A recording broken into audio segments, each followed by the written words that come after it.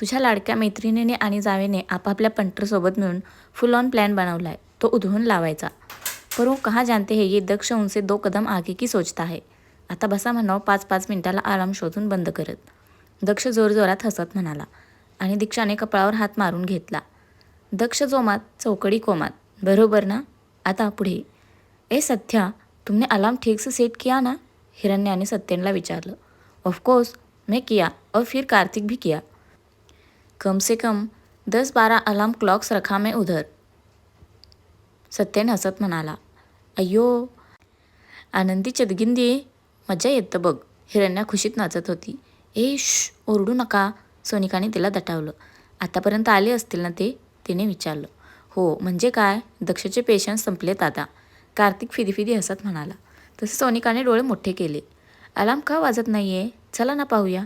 सोनिका म्हणाली. तसे चौघेजण पायांचा आवाज न करता दक्षच्या रूम बाहेर जाऊन उभे राहिले. सोनिकाने दाराला कान लावला. काहीच हालचाल नाहीये आत, ती म्हणाली. बावळट, मागे हो आधी. आता ते काय जोरजोरात नाचून सांगतील का आम्ही फर्स्ट नाईट सेलिब्रेट करतोय? तुम्ही पण या म्हणून. कार्तिकने तिच्या टपलीत मारली. कार्तिक, चुप हा तू. सोनिकाने त्याच्या हातावर फटका मारला आणि तितक्यात पहिला अलार्म वाजायला लागला. अलार्म वाजला. सोनिका तोंडावर हात ठेवून हसू दाबत म्हणाली. 5 मिनिट झाले तसा दुसरा अलार्म वाजायला लागला. पण पहिला अजूनही वाजतच होता. परत 5 मिनिटांनी तिसरा अलार्म वाजला, पण पहिले 2 काही बंद व्हायचं नाव घेईनात. आता मात्र या चौघांना प्रश्न पडले होते. अय्यो, एवढं बिझी असतं हे? अलार्म वाजतं तरी कळत नसतं? हिरण्या डोळे मोठे करत म्हणाली. Something is fishy Kartik. सोनिकाने हळूच दरवाजाला हात लावला आणि जरासा ढकलला. दक्ष, आम्ही आत येतोय. कार्तिक ओरडला तरी आतून काहीच रिप्लाय नाही. आता मात्र सोनिकाने दार उघडलं आणि पुढच्या अलार्म सकट 4ही अलार्म्स वाजायला लागले. हिरण्याने कानावर हात ठेवले. कार्तिक, सोनिका ओरडली. बंद कर ना ते. तिने कान बंद केले. अरे यार, शोधतोय ना. ओय सत्या, किधर रखा तूने अलार्म क्लॉक? कार्तिक चाचपडत म्हणाला. मैं टेबल पर रखा था. अब नहीं है, किधर को गया? सत्यन डोकं खाजवत म्हणाला. तोवर पुढचा अलार्म गुंजायला लागला होता. अय्यो देऊळा, बंद कर ह्याला. माझं कान फटलं. हिरण्या किंचाळली. एव्हाना त्या आवाजाने घरातले बाकी सगळे उठून दक्षच्या रूमकडे आले होते. केवढा आवाज रे, बंद करा तो. अनुराधा बेडखाली घुसलेल्या कार्तिकवर ओरडल्या. मिल गया. सत्यनने वॉर्डरोबमधून अलार्म क्लॉक काढलं आणि बंद केलं. तोवर कार्तिकला दुसरं मिळालं होतं, त्याने ते बंद केलं. अरे काय चाललंय हे? आत्याने कान बंद केले, कारण पुढचा अलार्म लगेच तयारीतच होता. पुढचा अर्धा पाऊण तास खटपट केल्यानंतर आणि घरातल्या सगळ्यांना कामाला लावल्यानंतर कुठे सगळे अलार्म बंद झाले आणि सगळ्यांनी सुटकेचा निश्वास सोडला. अगं आई गं, आत्या थोकून तिकडेच बेडवर बसल्या. काय रे हे, असले उपद्व्याप करायला सांगतो कोण रे तुम्हाला? बघा ना वंस, अनुराधा समोरच्या चेअरवर बसल्या. सॉरी मावशी, आम्ही तर जस्ट टाइमपास म्हणून, म्हणजे ॲक्च्युली त्यांना छळायला म्हणून, कार्तिक कचरत म्हणाला. पण ते दोघे आले नाहीत अजून. छा, दक्ष दीक्षा तिकडेच थांबणार होते आज. उद्या निवांत येतील घरी. अनुराधा मिश्किल हसत म्हणाल्या. त्यांचं बोलणं ऐकून या चौघांचे चेहरे मात्र पाहण्यासारखे झाले होते. दक्षने चांगलाच चुना लावला होता चौकडीला. कार्तिकने मनातल्या मनात त्याचा उद्धार केला आणि सोनिकाकडे पाहिलं. ती केविलवाण्या नजरेने त्याच्याकडे पाहत होती. हिरण्य आणि सत्यन तर मान खाली घालूनच उभे होते. ओ तेरी, पोपट झाला रे. असं काहीच झालं होतं त्यांचं.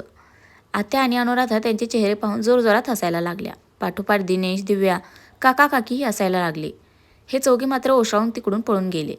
दीक्षा अजूनही रूमच्या डेकोरेशनमध्ये हरवली होती. दक्ष फ्रेश होऊन आला तरी ती प्रेमाने तिकडे पाहत होती.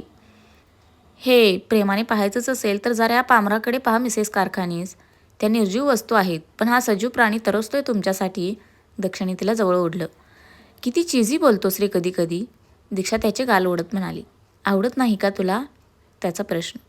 असा म्हणाले का? तिचं उत्तर. मग आवडतं तर तसं सांगावं ना माणसाने. दक्षने तिच्या गालावर गाल घासला. म्हणाव, दक्ष तू हे असं चीजी बोलतोस ना, ते मला खूप आवडतं. त्याचे ओठ तिच्या गालावर फिरायला लागले होते. दीक्षा त्याच्या प्रत्येक स्पर्शाने शहारत होती. आजचा तो आणि त्याचा स्पर्श वेगळाच भासत होता. त्यात ओढ होती, आतुरता होती. त्याची इंटेन्स नजर तिच्या नजरेला भिडली आणि तिने आपसूक नजर झुकवली. तुला फ्रेश व्हायचं असेल ना? त्याने सावरत विचारलं. पण कपडे? तिने विचारलं. घालणार आहेस? खट्याळ दक्ष जागा झाला. दक्ष, शी रे, काहीही बडबडतोस. दीक्षाने त्याला फटकावलं. आता यात काय चुकीचं बोललो मी? नंतर जर. दक्षाचं बडबडणारं तोंड दीक्षाने हातानं दाबलं. त्याचं असं डायरेक्ट बोलणं ऐकून तसंही ती ब्लश करायला लागली होती. तो मात्र गालात हसला. त्याच्याकडे पाहत ती बाथरूममध्ये पळाली. दक्ष तिची वाट पाहत विंडोजवळ उभा राहिला. गेली 2 वर्षे त्याच्या डोळ्यासमोरून झरझर निघून गेली. तिचा रागराग करणारा तो तिच्यात प्रेमात अखंड बुडाला होता. ती जेव्हा सोडून गेलेली तेव्हा धाय मोकलून रडला होता. कधीतरी ती परत येईल याच वेड्या आशेवर जागला होता. देवाला फारसं महत्त्व न देणारा तो या 2 वर्षात मात्र नित्यनियमाने सिद्धिविनायकाच्या दर्शनासाठी जायचा. एकच मागणं मागायचा, दीक्षा. दीक्षा बाथरूममध्ये आली. धडधडणाऱ्या हृदयाला कसंबसं शांत करत तिने एक एक दागिने उतरवायला सुरुवात केली. तिचं दारामागे लक्ष गेलं. तिकडे पीच कलरचा सुंदरसा फ्लोअरलेंथ गाऊन ठेवला होता. तिने तो हातात घेतला. हे दक्षचंच काम असू शकतं. तिने स्वतःशी हसत मेकअप उतरवायला सुरुवात केली. साधारण अर्ध्या तासाने शॉवर वगैरे घेऊन रेडी होऊन दीक्षा बाहेर आली. तिचं दक्षकडे लक्ष गेलं. तो अजूनही विंडो बाहेर पाहत उभा होता. कसल्याशा विचारात हरवल्यासारखा वाटत होता. तिने खोल श्वास घेतला आणि त्याच्याजवळ आली. दक्षभोवती हातांचा विळखा पडला तसा तो विचारांतून बाहेर आला. स्माईल करत तो मागे वळला आणि तिला पाहतच राहिला. पीच कलरचा गाऊन, मोकळे केस, मेकअपचा लवलेशी नसताना नितळ असं सौंदर्य. ती त्याच्यासमोर उभी होती. जी ओढ त्याच्या मनात होती तीच ओढ तिच्या डोळ्यात होती. त्याने पुढे होत तिचे केस कानामागे सारले आणि तिच्या गालांवर ओठ टेकवले. तिचे हात अपसूक त्याच्या छातीवर विसावले. तिच्या डोळ्यात पाहत त्याने तिच्या ओठांना बंदिस्त केलं. आज त्यालाही थांबायचं नव्हतं आणि तिलाही त्याला थांबवायचं नव्हतं. त्याचा अलवार स्पर्श तिच्याही चेतना जागवून गेला आणि तिने झोकून दिलं स्वतःला. तिच्या कपाळावर ओठ टेकवत दक्षने तिला उचलून घेतला आणि बेडजवळ गेला. दोघे एकमेकांसाठी आतुरलेले होते. लाईट ऑफ करत त्याने तिला मिठीत घेतलं. सगळी बंधनं गळून पडली आणि त्याच्या प्रेमाच्या वर्षावात ती सर्वार्थाने त्याची झाली. तो तिच्याविना अधुरा आहे हे तो स्पर्शातून सांगत होता आणि ती त्याच्या साथीने पूर्णत्वास जात होती. प्रेमाची धुंदी अशीच चढत जाणार होती. सरणाऱ्या रात्रीसोबत प्रेम मात्र अजूनच बहरणार होतं. सकाळी दीक्षाला जाग आली तेव्हा दक्ष शेजारी नव्हता. तिने डोळे किलकिले करत आजूबाजूला पाहिलं आणि ती परत ब्लँकेट ओढून आडवी झाली. रात्रीच्या गोड क्षणातून ती अजून बाहेर आलीच नव्हती. दक्षाचा स्पर्श आठवला आणि तिचं रोम रोम शहारलं. तिने लाजून उशीर डोकं खुपसलं. Thinking about me. त्याचा सिडिक्टिव्ह आवाज अगदी कानाजवळून आला तशी ती दचकली. तिच्या खांद्यावर ओठ टेकवत दक्षने तिला मिठीत घेतलं. कुणीकडे गेला होतास? तिने झोपाळलेल्या आवाजात विचारलं आणि त्याच्या छातीवर डोकं ठेवलं. सरप्राईज आहे माझ्या बायकोसाठी. तिच्या ओठांवर ओठ टेकवत तो म्हणाला. अजून बाकी आहेत सरप्राईजेस? तिने निरागसपणे विचारलं तसं त्याला हसू आलं. ऑफकोर्स, ये तो सिर्फ सुरुवात है जाने मन. दक्ष तिच्या गळ्यावर ओठ फिरवत म्हणाला. सोड ना, किती छळशील? दीक्षा गोड हसत म्हणाली. शक्य नाही आहे ते आणि आता छळायचा ऑफिशियली हक्क आहे मला. दक्षने हसत तिला घट्ट कवटाळलं. बेडूक कुठला? दीक्षाने त्याचा गाल ओढला. हां, हे बेस्ट झाले आता. दक्ष टाळे वाजवत हसला. काय? दीक्षाने नकळून विचारलं. आता तू वाटेल त्या प्राणीपक्ष्यांची नावं घे. त्या सगळ्यांचं फिमेल व्हर्जन तू असणारेस. आफ्टर ऑल अब तू मेरी अर्धांगिनी है रे दीक्षा. अब आएगा मजा. दक्ष राक्षसी हसत म्हणाला. आता बोल.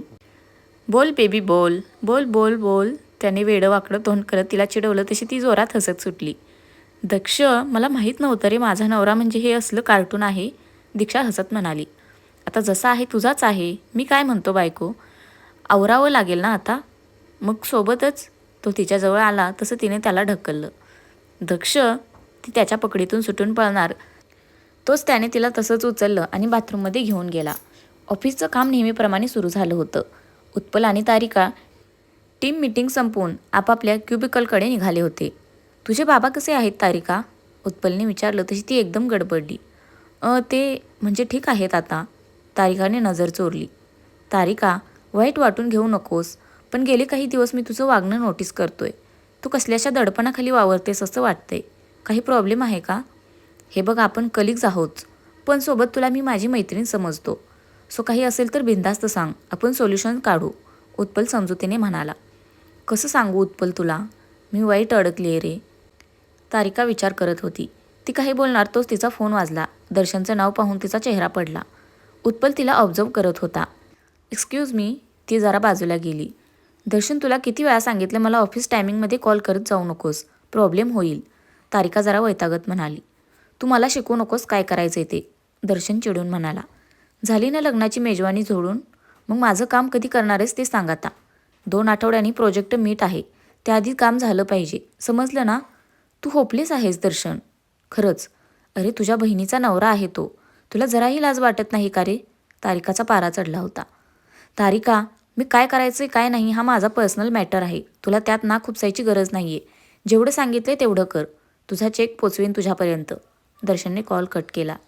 शिट, तारिकाने हाताशोध फोन हातातच आवळला आणि ती स्वतःला शांत करत वॉशरूमच्या दिशेने निघून गेली. दक्ष दीक्षाला घेऊन हॉटेलच्या टेरेसवर आला.